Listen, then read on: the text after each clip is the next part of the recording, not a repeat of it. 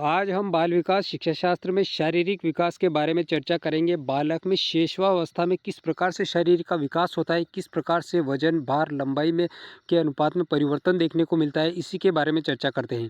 दोस्तों, शारीरिक विकास में सबसे पहले हम बात करेंगे भ्रूणावस्था के बारे में। शैशवावस्था से पहले एक काल आता है, गर्भधान काल। इस अवस्था के दौरान दोस्तों भ्रूणावस्था जो होती है, जब भ्रूण का निर्माण होता है, इस अवस्था में सबसे पहले डिंबावस्था आती है और डिंबावस्था में बालक के डिंब का निर्माण होता है, डिंब का उत्पादन होता है।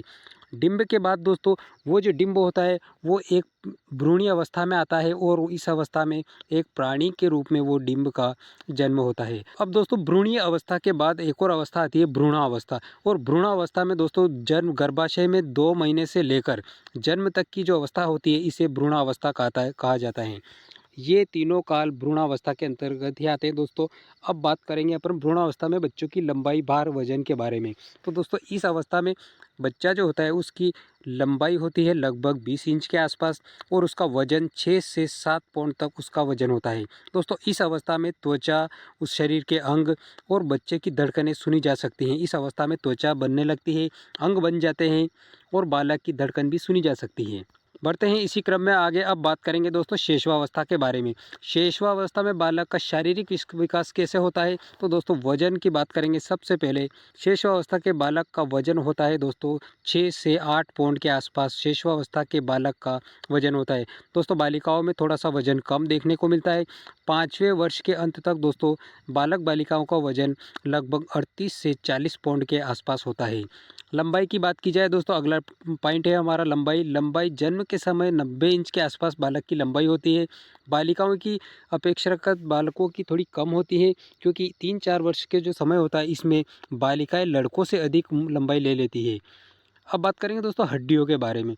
तो बालक की जो हड्डियां होती है जन्म के समय बहुत ही मुलायम और लचीली हड्डियां होती है। हड्डियों की कुल संख्या 270 होती है। छोटे बच्चे में 300 से 300 के आसपास होती है, पर वो संकुचित होकर 270 रह जाती है। बालकों में अपेक्षाकृत तीव्र विकास होता है बालिकाओं की तुलना में। अब बात करते हैं दोस्तों सिर और मस्तिष्क का निर्माण से संबंधित। बच्चों का सिर दोस्तों जन्म के समय संपूर्ण लंबाई का 1/4 भाग होता है। ये प्रश्न कई बार पूछा जा चुका है कि बच्चे का जन्म के समय सिर का वजन कितना होता है, तो दोस्तों अपने संपूर्ण शरीर का 1/4 होता है। मस्तिष्क का भार दोस्तों 350 ग्राम होता है बच्चे के शैशवावस्था में जन्म के समय। अगला है दोस्तों और कुछ परिवर्तन क्या होते हैं, तो दोस्तों 5वें-6ठे माह में बच्चों में दांत निकलना शुरू हो जाते हैं। 4 वर्ष की आयु तक अस्थायी दांत निकलना शुरू हो जाते हैं। और दोस्तों शिशु की धड़कन जो प्रारंभ में 140 मिनट प्रति सेकंड होती हैं, अब वो 100 रह जाती हैं।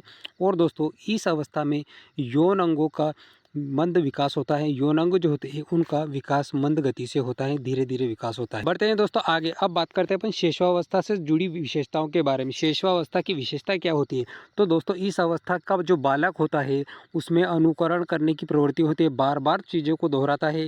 दोस्तों मूल प्रवृत्तियों पर आधारित व्यवहार करता है इस अवस्था का बालक। शारीरिक विकास इस अवस्था में अन्य अवस्थाओं की तुलना में काफ़ी तेज होता है और सीखने की प्रक्रिया बहुत तेज होती है। सीखने की जो प्रक्रिया होती है वो बहुत तेज़ होती है, लेकिन उसका सीमित दायरा होता है, विस्तृत नहीं होता है। आत्म प्रेम की भावना बहुत होती है छोटे बच्चों में। दूसरों पर निर्भरता छोटा होता है, इसलिए माता पिता या परिवार के सदस्यों पर बालक आश्रित रहता है। दोस्तों इस अवस्था में कुछ संवेग देखने को मिलते हैं। कौन कौन से? भय, क्रोध, प्रेम और पीड़ा। ये संवेग शैशवावस्था के बालक में आ जाते हैं। इस अवस्था के बालक में दोस्तों नैतिकता का अभाव पाया जाता है, क्योंकि बालक छोटा होता है, उसे सामाजिक और नैतिकता के बारे में इतनी समझ नहीं होती है। अब बात करते हैं दोस्तों शैशवावस्था का शिक्षा का स्वरूप कैसा होना चाहिए। तो दोस्तों शैशवावस्था का बालक बहुत ही छोटा होता है, इसके लिए शिक्षा का स्वरूप चित्र और कहानियों के द्वारा शिक्षा प्रदान की जानी चाहिए बच्चों को। उसके विभिन्न अंगों की शिक्षा दी जानी चाहिए, जिज्ञासा की उसकी संतुष्टि की जानी चाहिए और दोस्तों उसे उचित वातावरण प्रदान किया जाना चाहिए ताकि उसका सर्वांगीण विकास हो सके और अच्छे से बालक सीख सके। उचित व्यवहार उसके साथ किया जाना चाहिए। आत्म प्रदर्शन का अवसर उसे प्रदान देने का मौका दिया जाना चाहिए। दोस्तों खेल की क्रियाओं द्वारा बच्चे को सीखने का मौका दिया जाना चाहिए। ज़्यादा से ज़्यादा खेल में व्यस्त रखा जाना चाहिए और दोस्तों उसकी मूल प्रवृत्तियों को प्रोत्साहित किया जाना चाहिए। दोस्तों वीडियो की जानकारी आपको पसंद आई तो वीडियो को लाइक और चैनल को सब्सक्राइब जरूर कर लीजिए। वीडियो अपने दोस्तों में ज़्यादा से ज़्यादा शेयर कीजिए ताकि कोई भी भाई बहन टीचर एग्ज़ाम की तैयारी कर रहा है तो ये जानकारी उसके लिए काफ़ी मदद करेगी।